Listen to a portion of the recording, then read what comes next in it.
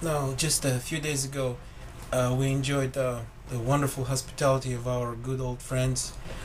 We spent 2 days in the hills of northeastern part of Alabama, and when we were driving through the state of Alabama, it was just beautiful and wonderful. At one of the welcome centers, I picked up this book, the welcome book to Alabama, and then there is a greeting from the First Lady of Alabama, Mrs.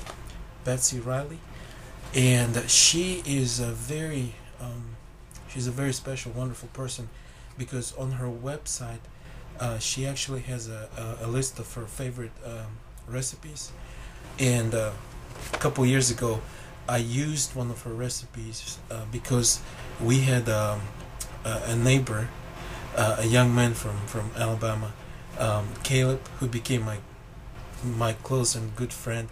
He moved in, and I wanted to show some hospitality to him. And I wanted to use something from his home state, so I used the recipe from the First Lady of Alabama's recipes list, and it was it's called Game Day Chili.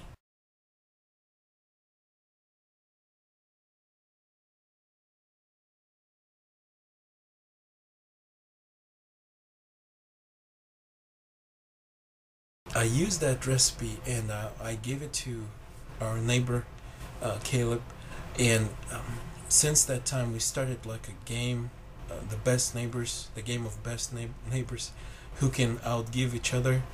And then Caleb gave me the shirt for the Crimson Tide, University of Alabama famous team. Um, then I, so he was leading. It was 1-1 score. He was leading. Then I wanted to beat him, so I present I presented him with this yellow label syrup for breakfast, which is from a company in Montgomery, Alabama.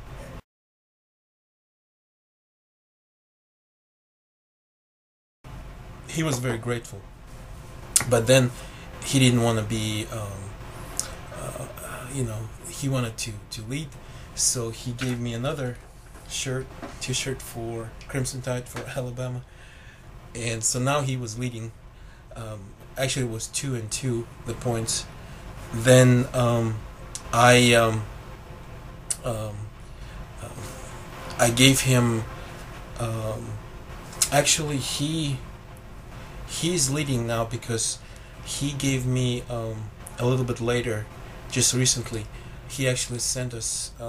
He moved out a few weeks ago from. He's not our neighbor anymore, but he lives across the street in a different building. But he just sent us when he was on vacation during summer vacation back in his home state. He sent us this best barbecue sauce on the planet, um, B- Big Bob Gibson's barbecue sauce from Decatur, Alabama. Actually, he sent both white sauce and the red sauce barbecue sauce, and I have to yet to try this barbecue sauce. So he's leading in this game of being best neighbors.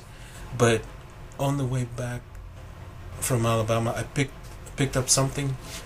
Um, this is actually poster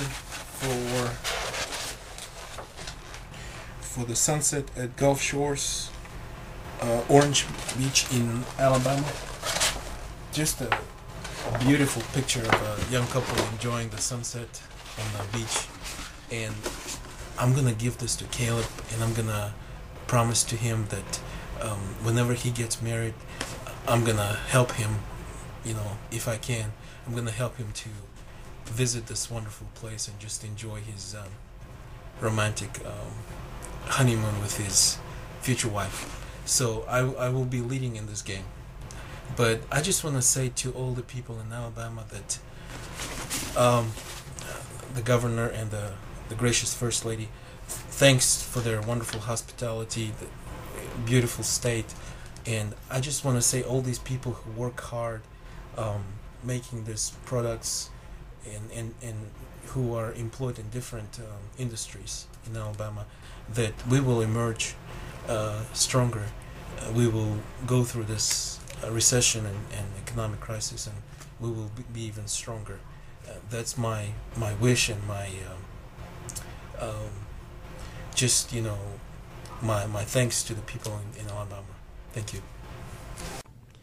Okay, Dasha, who's pictured there on the state quarter for Alabama? This is Helen Keller, the Okay. girl of courage. The girl of courage. Okay, thank you.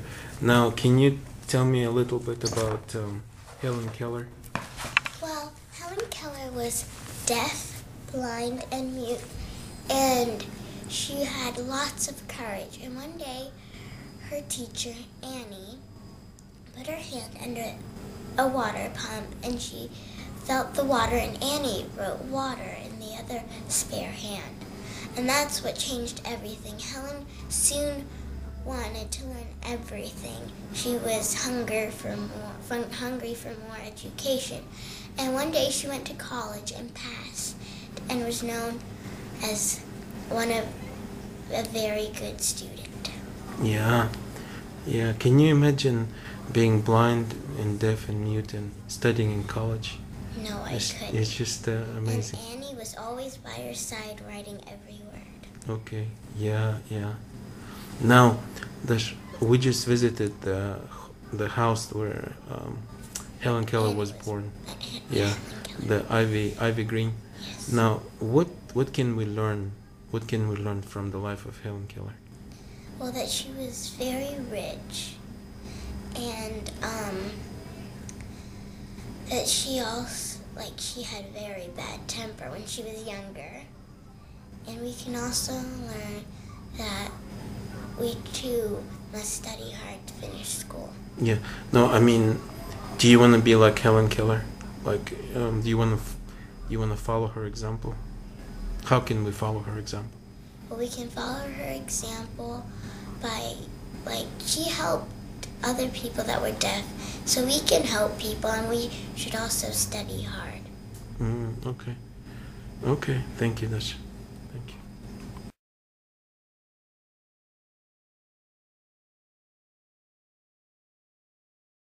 Isn't she beautiful?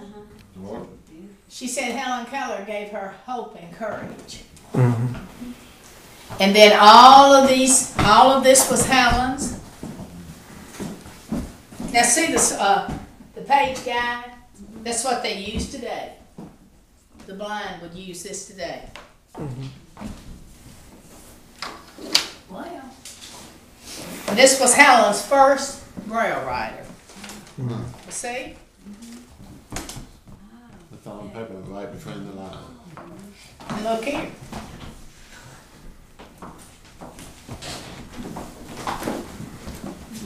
I could touch that all day long. This is that book of the raised letter, the alphabet.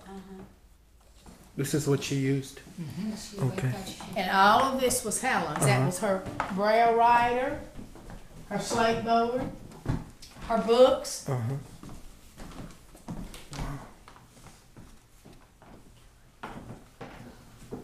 Look here.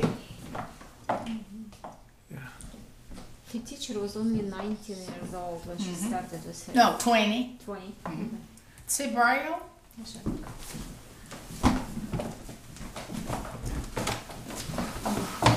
They have it on the bathroom door. I know it. I love this picture. And then there she is with Eisenhower.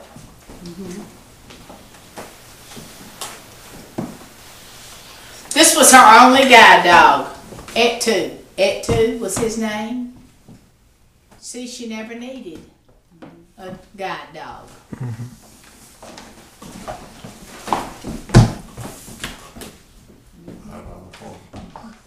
Yeah.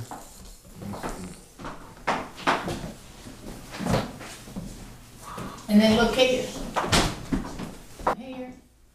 And then be sure, y'all, over here on the walking tour, memorials given to Helen from different countries and the Lions International. And it's a recording. It's not Helen's voice, but it's a blind and deaf person and you can sort of get an idea of the way it sounded. Helen's voice was, monotone. Six.